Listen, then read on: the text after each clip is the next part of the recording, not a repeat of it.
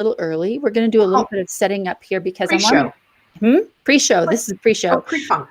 Yes. I want to invite everybody who is tuning in now to listen to our presentation on goal setting to start a watch party.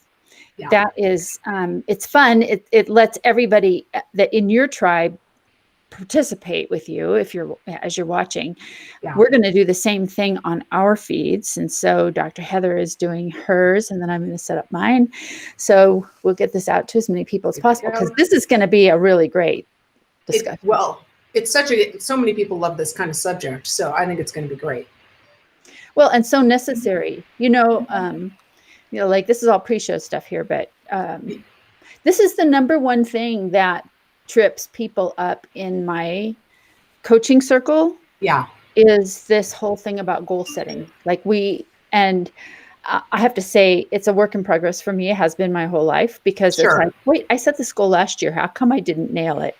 Yeah. So we're going to talk about all that, right? Are you set up? Your watch party? I'm ready to go. Yep. And okay, I'm going to set mine up and you're going to talk. You take your time. I'm going to introduce us, because in case anybody's watching who doesn't know who we are, I am Dr. Heather Denniston, and my company is called WellFitAndFed. I am at WellFitAndFed across all platforms. And Karen Worstell is with me today, and her platforms are MOJO Maker on Instagram. She's also very active on LinkedIn, and here we are on Facebook as well. So be sure to make, if you're enjoying what we're talking about, follow us, give us some comments. What we really, really love is to be DM'd or private messaged on Facebook to tell us a little bit about what kinds of things you might want to talk about in the future and how you felt about what we talked about. We love feedback, and we're always working toward growth and love to know how we can make things better. So do share that with us.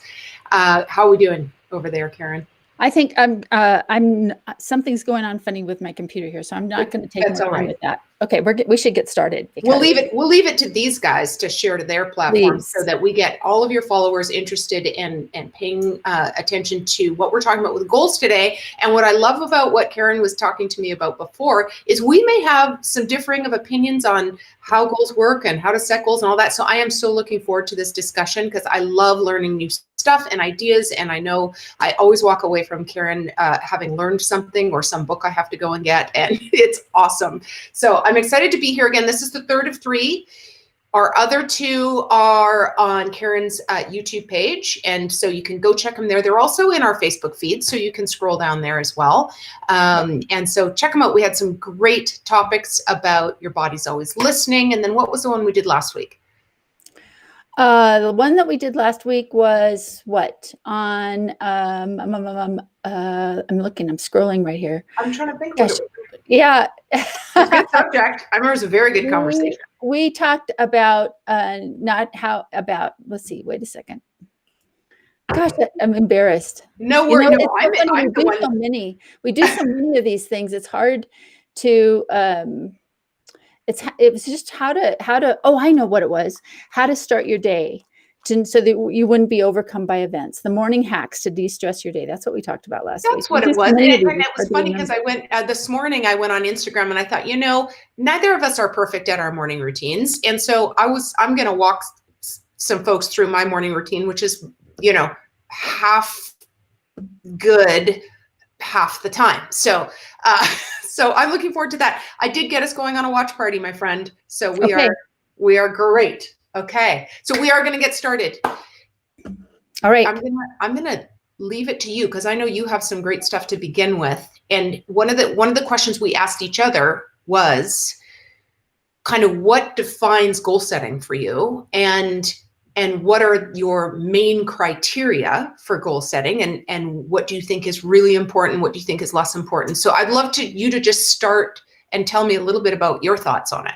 Sure. Well, let's go back and forth, because I think actually you and I have a little bit of a different perspective. And I think what's going to be really helpful is for this to be a conversation as opposed to a presentation. My premise is that SMART goals don't work. And I have been, every woman, every corporate person who is out there who has had to do vision, mission, goals, objectives, and has had to do performance planning and all of that, has had to set goals that are SMART, right? So they're they're specific, actionable, measurable. I forget all of the different things. Time bound, reliable, time bound, reasonable, and relevant, or whatever. Timely. So there's all these little attributes associated with those, and I think those are important. Don't get me wrong. Yeah. But my question is, if we set SMART goals for life change, like, it's one thing to have a project that has SMART goals, and that project is somewhat removed from me personally. It's removed from my life. It's a thing I need to do for work. SMART goals make sense. Yes. And there's lots of ways to approach that. But when you're talking about meaningful life change that is going to kind of mess with the rest of your life, that has a ripple effect, right? And there's many different aspects to it that could get in the way. That SMART goals tend to not be, it doesn't matter that it does help that it's specific, but if it's not compelling, and if it's not accompanied by, if it's not a must do, like if it's a should do, I'm going to tell you right now, just don't waste your time. I have a saying when I'm working with clients, I'm like, is that should or is that good? And should is typically externally motivated. An example is a client of mine was fighting her weight. That was part of what we were talking about, but she was having like no movement in that direction. I said, tell me about this goal. Why do you have it? And it turns out her doctor told her she needed to lose weight. So she made it her goal, but it wasn't her goal. It was a should goal, not a good goal. So I love that you're saying that. And I was all ready to disagree with you on this, on SMART goals, but you're right on the money. If it's our big life changes, I think, are framed up differently from a mental, emotional standpoint. The projects that go underneath it, you're right. If we're going to make that big shift, we do have to have some smaller projects. They have to be well-defined, time-bound, perhaps. So am I repeating back to you kind of what you're saying? Yeah. Okay. Yeah, no, I think it has to start with it being compelling. And so one of the things, this really took me a long time to get a grasp on, and it happened when I was running a workshop. That my aha moment happened when I was running a workshop with a bunch of corporate women. And we got to the stage at the end of the 2 days where it's like, this is how we're going to take massive action. This is how we're going to move forward, all this stuff that we've been working on for the last 2 days. And we got to the place where we needed to set goals. And the room just went, you know how you can be in a room and you're talking to a group of people and all of a sudden, you lost them. Yeah. It happened in that moment. And I'm like, what's happening? And so finally, it was really quiet in the room. I just waited for somebody to kind of speak up. And one of the women said, I think you're asking us to set goals and none of us feel like we know how to do that. And it was because I had taken them, I believe it's because I had taken them out of the normal goal setting kind of milieu that we're in, right? At work, and said, this is your life. Yeah. And there were two pieces to it. One of them was, I don't know how to do this. And secondly, I'm not even sure I feel like I have the permission to do this. Blew me away. And so I'm like, that's what set me on this path of going, what's happening here? Because what's happening? What's the dynamic that's involved? And the dynamic that's involved is, in order to get to the must, we also have to really, really know what we want. And you talk about this all the time, right? Like, what do you want? What is your good goal, but what is it that you want in your life? What is it that's going to be meaningful in your life? And a lot of us have been trained over the years to kind of ignore wellness. And I really want to focus on the wellness piece of it, because to me, it's the foundation of everything. You and I've been talking about that, right? If you don't have wellness, you don't have anything.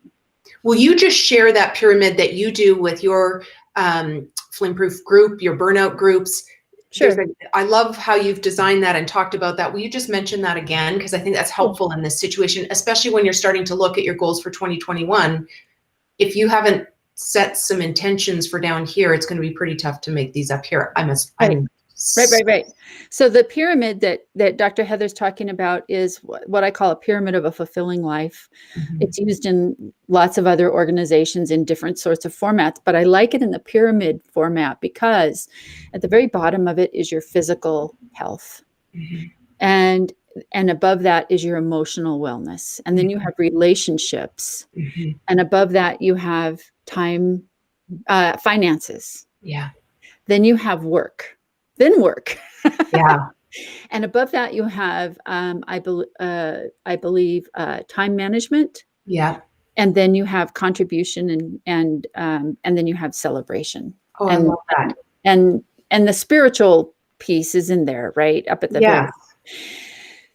I think you can, and I just say because I've just thought of like how cool a visual that is, because often when we're setting goals, we jump to our professional goals first. If we don't do our wellness and personal goals first, they inform where your work's going to go. So if you are not in a good state, yeah. which is governed really by your physiology and your emotional well-being, Yes.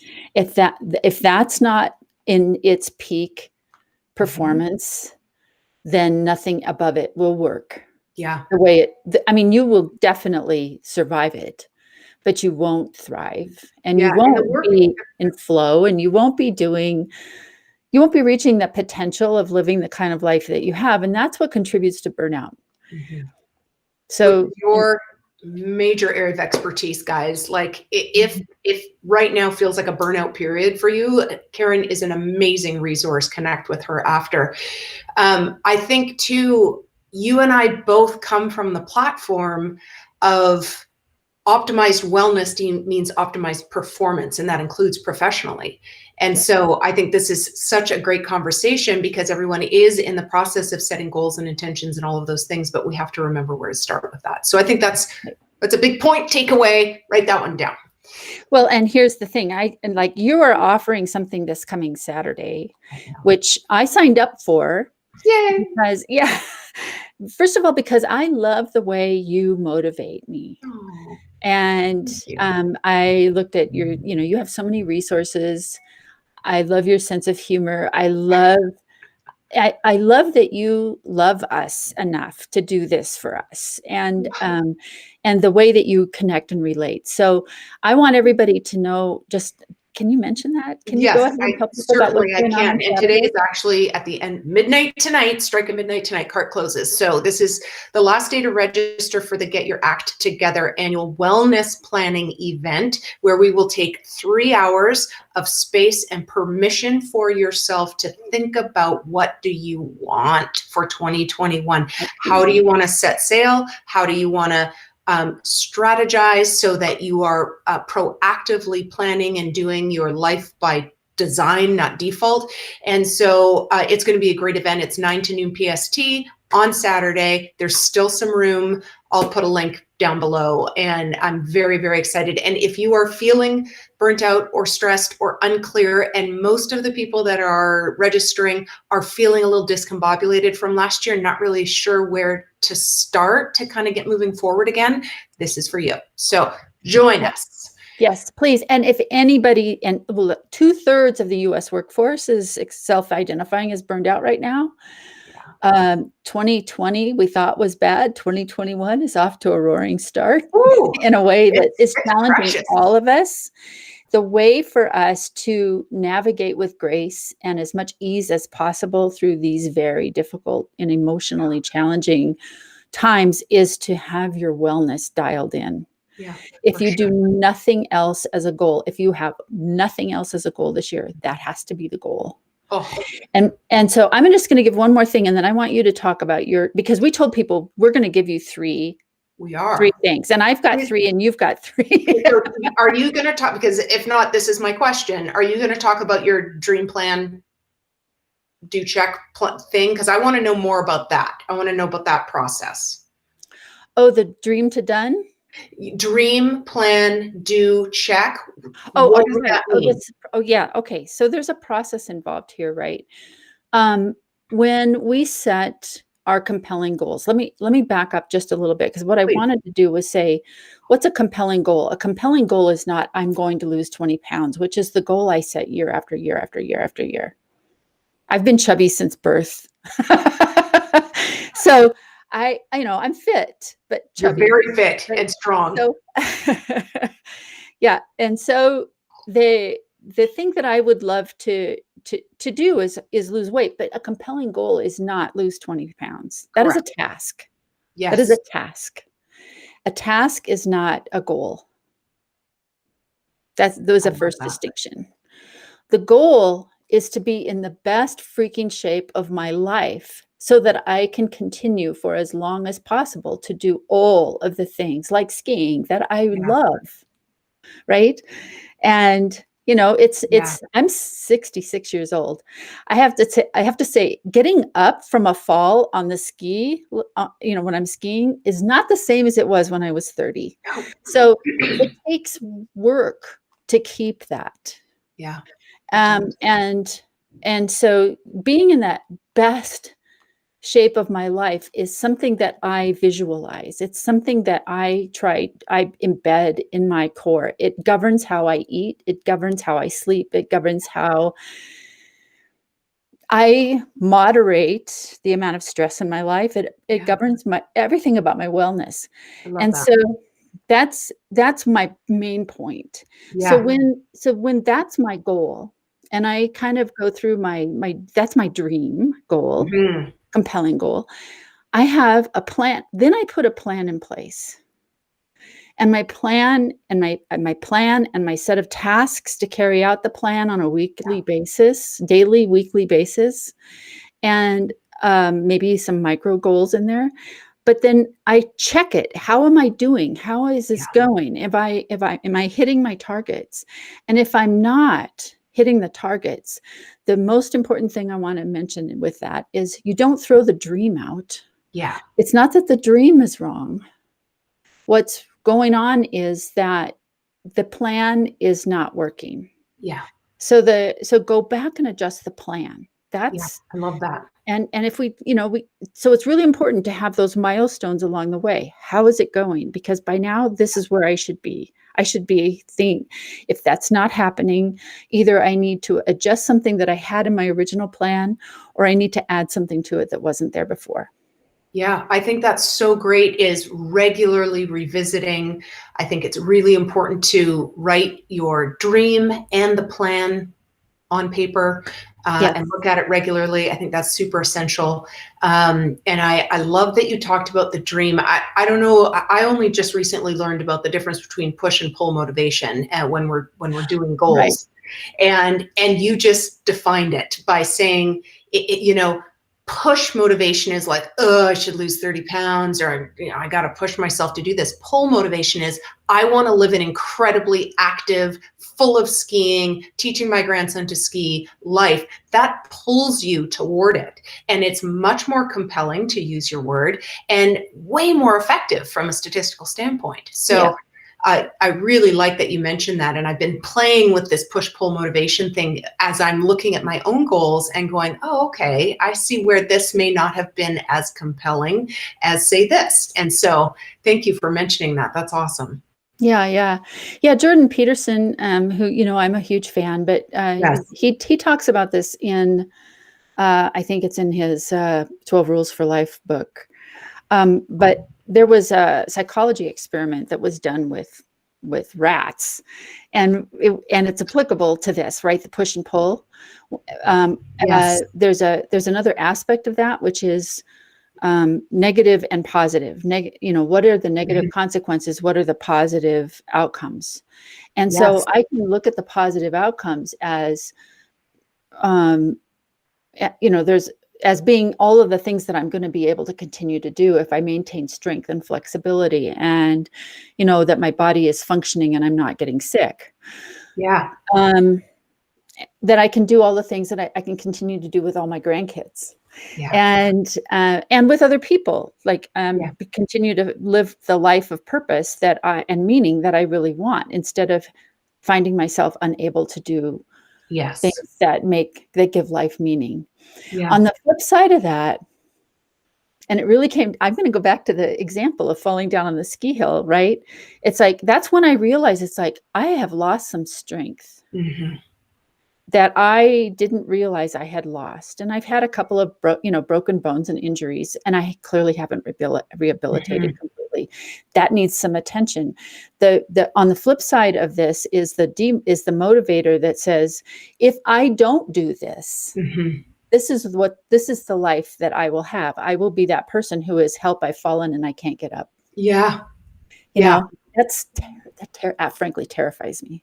Yeah. I think for everybody it does when you really think about it. And I wonder, I don't know this to be true, but I suspect, and correct me if I'm wrong, that motivation is great for short-term turnaround. Like that gets you off the couch and moving forward. I'm wondering if the compelling positive pull is better for long-term. Do you have an opinion about that?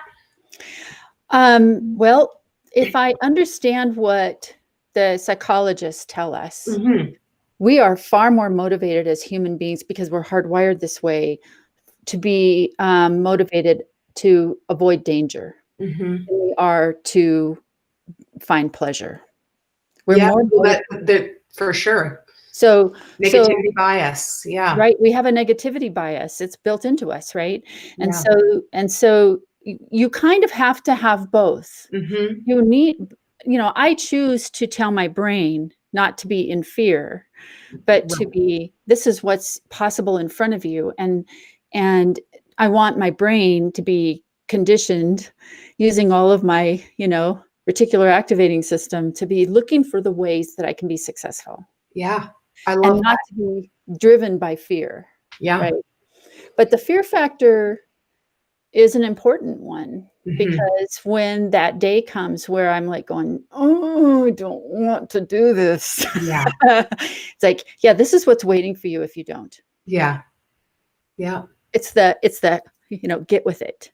I think it's good too to assess for yourself what's been most motivating in the past. I'm sure we're all wired a little bit differently. And I think having both is a great idea. And then kind of going, which one seems to motivate me more? I do have a question for you though. And that is, how do you set your own goals? Like, what is your system? Do you do it in January? Do you do it every month? Do you have a list? Like, how do you do it for yourself? I have a system. Actually, I made myself a Trello board, which I'm happy to share with anybody who wants it. Awesome. A Trello board. A Trello board. Yeah. Trello is like a project planning app. Yes. But I zhuzhed it all up with color and graphics. And I have 7 goals. I have one for each level of my pyramid. Awesome. And those goals don't change during the year. That's great. How I get them changes week to week and month to month. Yeah. So the projects, the action steps, those are flexible. The goals, unless something drastic happens, pretty much stay consistent.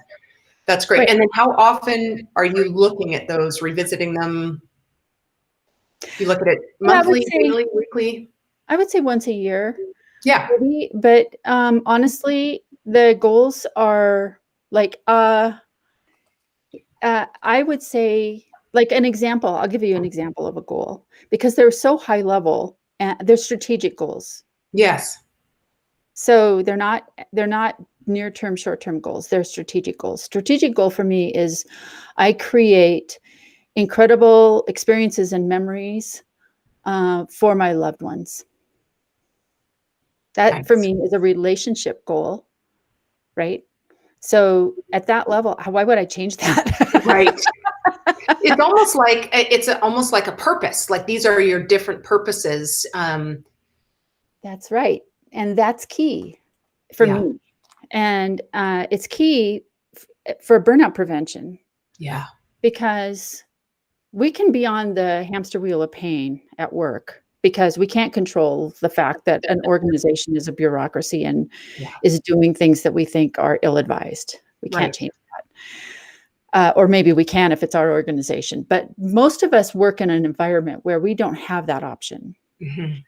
And if that becomes your world, you are on the path to burnout. Yeah. You have, and the only way to change that is to ensure that your time and energy is focused on doing the things that will give your life meaning and Yeah. purpose. So why not set your goals for the meaning and purpose that you want, that defines the ideal, like level 10 out of 10 life Yeah. that you want to live.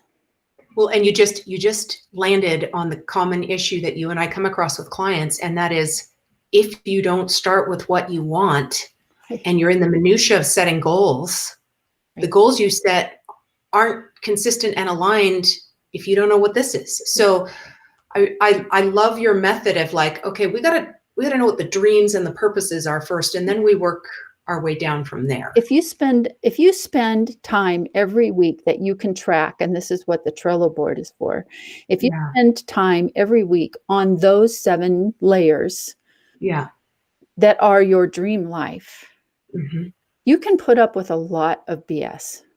Yeah, you can, because you can fly above it a little bit when you see what like, okay, this is my life purpose. This is a short-term detour from whatever. Yeah, I think that's very, very good advice. Yeah. Okay, so then I've talked a ton. That's okay. But first, Laura Foster, welcome. Oh. Yay, glad you're here. And she says she's coming to my event. I love that. Hi, Joyce Walton, Don Sullivan, great to see you. Joyce says, I can attest at 59, there's not a graceful way to fall down a mountain of snow. That's true. It's just going to happen, and you're going to, not look elegant getting up, but you're out there. Okay. I'm looking for grace getting up. Yeah. Okay. See, that's a very specific goal, and you're going to know when you achieve it. That's great. I love it. Yep. Hey, I'm so great. That's great. Thanks for joining us. And be sure to share it with other people. If you're finding value in this, it would be really great.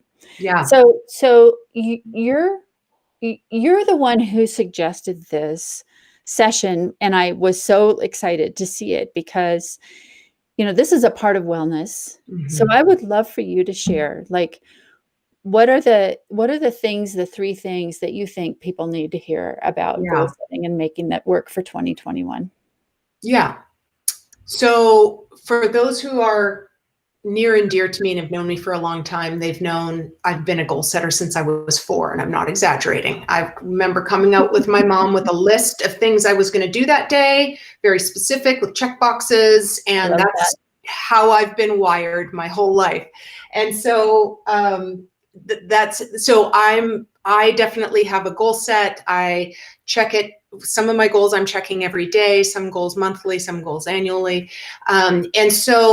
And I've played with a lot of different ways of setting your goals and manifesting them and writing them down or not writing them down, sharing them publicly, not sharing them publicly. And I think you have to play with what works for you. But I do think we've touched on it, so this is going to be a bit of a recap. We have to know what the big dream is and what our big purpose is, and it trickles down from there. And I think it's very important to have representation in each of the aspects of your life and not overlook, in particular, wellness as it relates to physical, mental, emotional. Those are so key, especially right now. We are in a time, and as Karen's expertise lies in burnout, and I love to talk about stress and burnout as well. We're seeing degrees of it that we've never experienced before. And so connecting to your purpose, setting small strategies, small wins that you can get along the way for a bigger goal out there, I think is absolutely key. I think accountability is important in whatever way feels good to you. So for me, I'm part of this business group right now. It started in January. We meet every Monday, Wednesday, Friday. Monday is name it and proclaim it. Wednesday is did you do it? And Friday is a revenue revisit. And it is like I'm showing up basically naked going, okay, like this is so hard to share this publicly and talk about it. But my goodness, is it motivating when you're going to show up to a group of people, right? You're part of groups like that. Have you found that to be true? Oh, yeah. Oh, I am totally all about working in groups. Yeah. I am not really great working as a solo player, particularly because I am not the goal setter that you are. Oh. Believe it or not. I had to learn that, and that goes against I was the artsy fartsy kid who was just sort of like drifting through. If I had music and art and I was good, it was good. Right? I had to change that. So I just want to give hope to anybody out there who's looking at the two of us and thinking, oh yeah, well, you guys have this nailed because this is what you do. Yeah. I do not. Right. And I love that you do. That's why you've gotten so much accomplished in your career and your life. So I think that's very cool.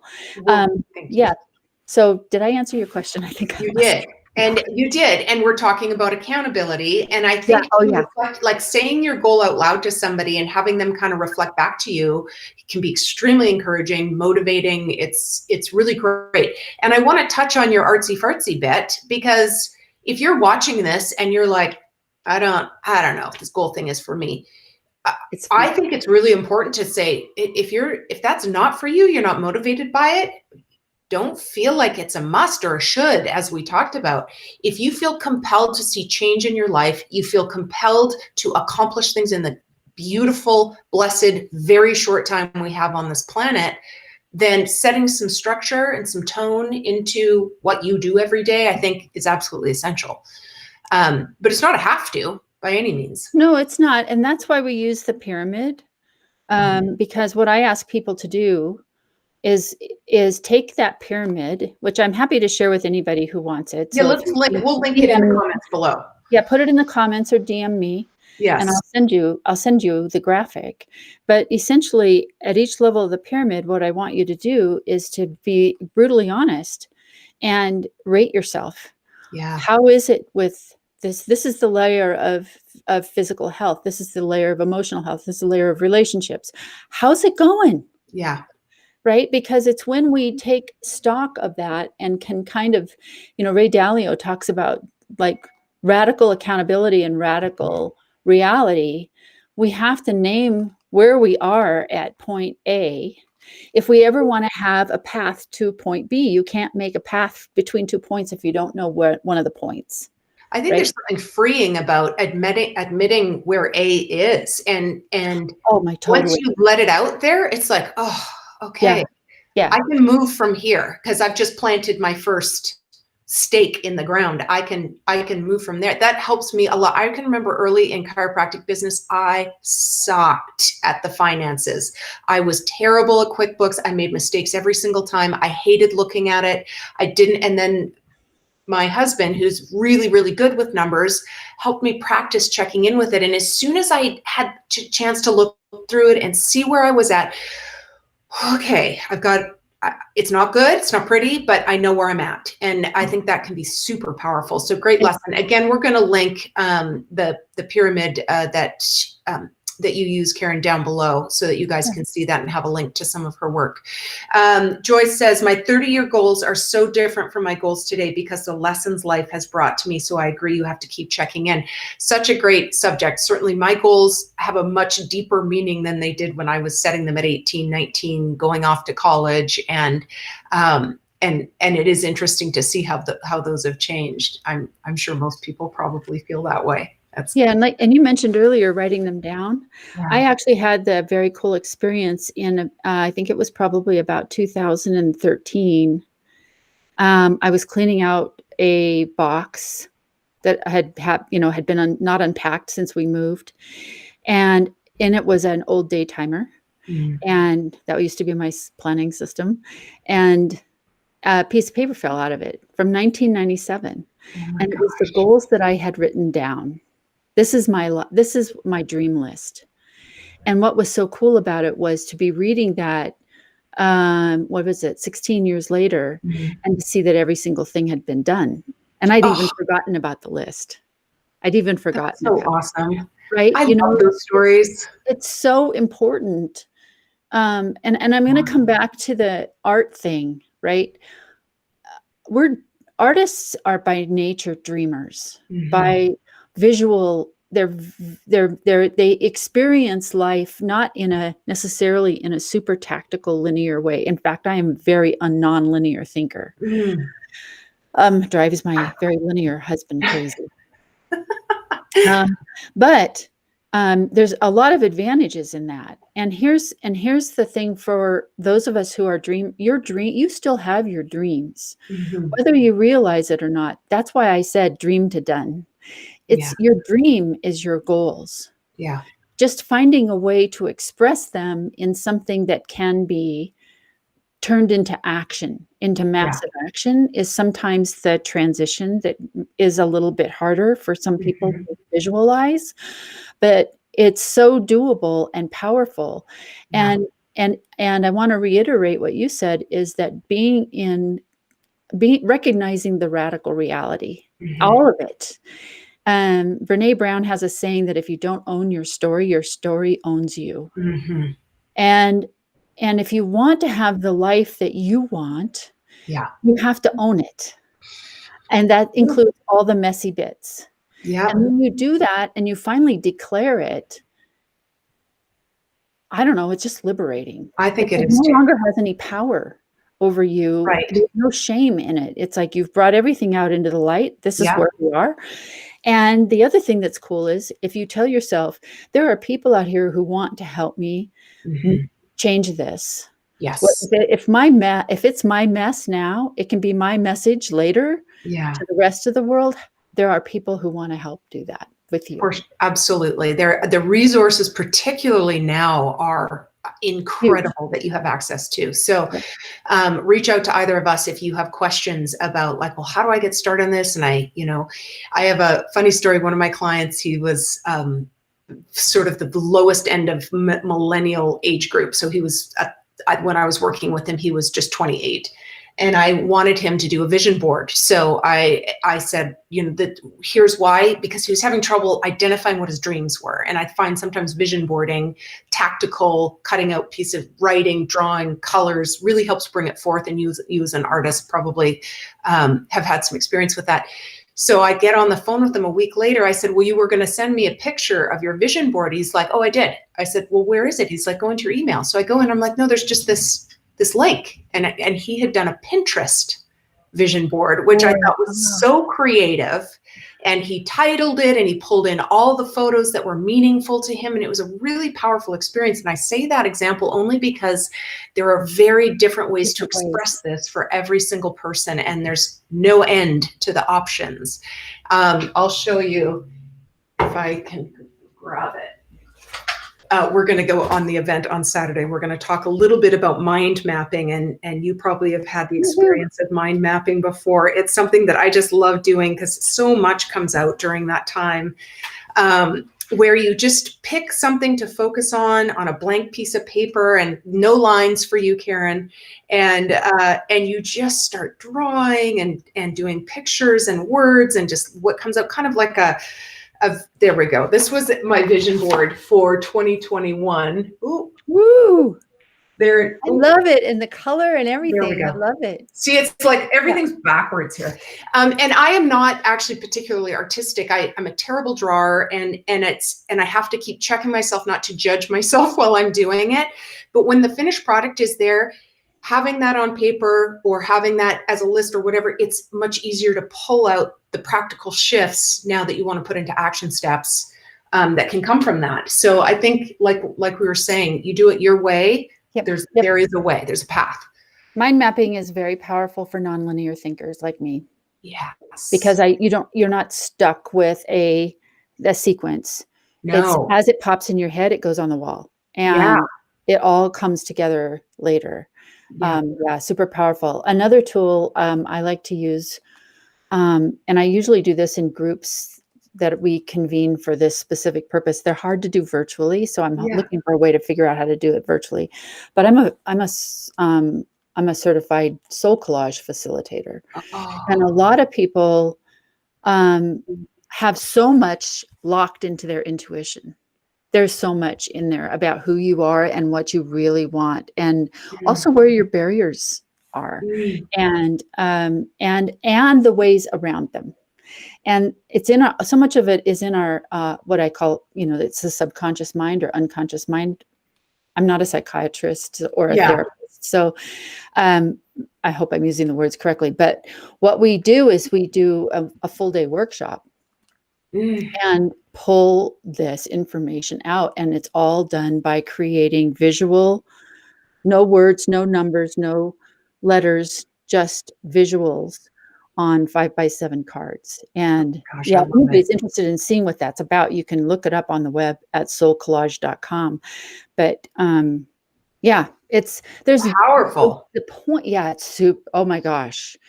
The best thing to do, one of these days, we'll have to rent one of those big houses up in Breckenridge, and we'll bring those people Yes. who want to do our thing up there, and we'll do the soul collage with it. Yeah, truth be told, Karen and I have been fantasizing for some time about some in-person mastermind with a bunch of really cool women. And so, you just raise your hand if you're interested in coming.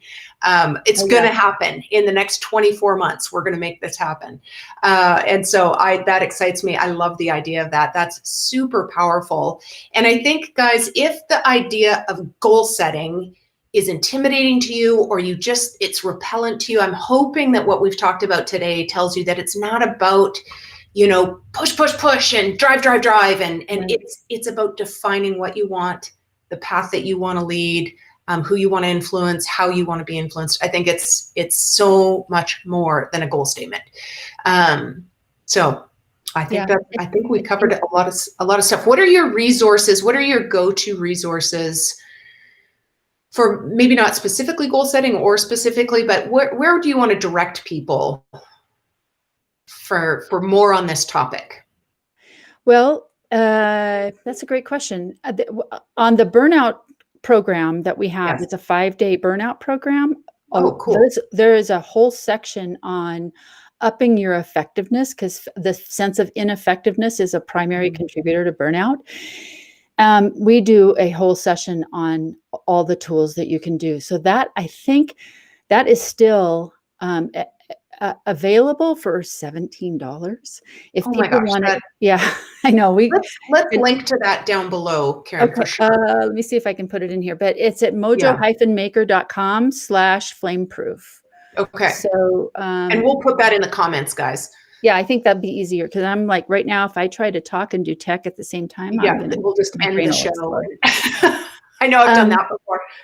Yeah, that's where I took it, all the best resources that I could find from a variety of sources, and put them together in something that you can do one day at a time for about an hour. Yeah. That will really significantly give you the skills necessary to, I call it flame proof, but it's that attribute of really not being so susceptible to burnout, and being able to kind of like, let's just kind of ride this tsunami that we're in already in 2021, and not let it affect us to the point where it's actually, torpedoing our dreams. And I just want to say, to kind of piggyback off of what you were suggesting, is if you dream it, you can do it. Mm-hmm. It's not a matter of not being able to do it. It's a matter of finding out what's in your way, and gracefully and gently and lovingly removing those obstacles, so that you can get on with living the life you really want. And that's what we're about. So, but I know you have resources you would like to point some people to. I have a couple resources. I have discovered somebody named Ben Hardy, who's written a couple books, but his YouTube channel has been really great. I like really fast, intense information on, he does a lot on journaling and goal setting. And so if you are wired that way and that is attractive to you, he's a great resource. He does like 8-minute YouTube videos packed full of information, really great, and very motivating. So I really do like him. And I've been through Todd Herman's 90-day year a couple of times, and found that very helpful as well. So for a framework and a structure, again, a little bit more for linear thinkers, I found that to be useful. So just sharing a personal resource. And then just reiterating my encouragement to get yourself into some kind of mastermind, even if it's just one girlfriend or a couple of girlfriends, to chat about what your dreams are. Particularly, I find with the women, they've forgotten what they're passionate about. They're so stressed, so burnt out. And just having the conversation about what lights you up. Just ask each other that. What lights you up? What are you excited about? What are you passionate about? What are you looking forward to? I think those are really key questions to get the conversation started. I just had a flash of inspiration. So we're both on Clubhouse. We should do a Clubhouse room on that. We are going to do a Clubhouse room on that. Karen just told me that we are. And so we're going to just figure out the details after the show finishes, and we're going to do that. So if you are not on Clubhouse, it's a little bit high school clicky right at the moment. You have to have an invite. You have to have an iPhone. But if you are there, or if you're on your way there, if you need information about it, Karen and I can both kind of share our experience with Clubhouse so far. But the coolest thing about it is there are business people there and influencers and all sorts of folks you would never have access to otherwise. And you can go and sit in their room. It's voice only, and sit at the foot of some of these great people chatting and talking. And then there's also just lay people like us sharing our wisdom, sharing stuff that we've learned, hoping it's helpful for you. And so I love the idea of that, Karen. That's great. Yeah. It's very conversational. You can do it in your jammies. There's no video. Yeah, there's no video. Yeah. That was they hit on a couple things. I think invite only made it kind of a scarcity thing. You want it because you can't have it. And I think the radio piece of it, or the voice only, has really made it appealing for people. Yeah. I'd encourage anybody. And you can DM the MOJO Maker for Women in Tech. DM me over on Instagram. And I can, if you have an iPhone and you want to be on Clubhouse, I have a few invites and I'm happy to share. Good. And guys, when you head over to Instagram, make sure to hit follow on @WellFitAndFed and @MOJOMaker, because otherwise messages just get into a weird box that sometimes we don't see. So follow, then DM, and we're happy to respond to you. Right. Yeah. Great. Yeah. I hope everybody got what they came for. Like, I think we gave a ton of, steps. If you were taking notes, we didn't really write it down in an agenda or anything. We did. The video is going to be reposted in multiple places. You'll be able to watch the replay, take notes. Maybe we'll do a transcript and we can post that. So that might be helpful. For sure. Yeah, for sure. I think that would be great. There was a lot of recommendations. Jen Anaker says, looking for an invite to find out more. Jen will find Karen over on Instagram. Laura says, I would love the pyramid, Karen. So if we can post that, we'll post that in the comments. And Laura's a good friend. You can also send it, if you want to send it directly to her, I can hook you up with her.